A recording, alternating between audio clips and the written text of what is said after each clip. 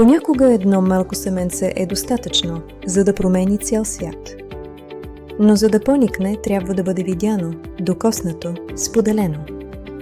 Затова днес ние, кубинецът Иса или Парада, се обръщаме към теб. Към теб, който усещаш енергията на думите ни, посланията ни, историите ни. Помогни ни нашите творби да достигнат до още сърца. Сподели. Един пост. Един линк. Една дума. Понякога това е всичко, което е нужно.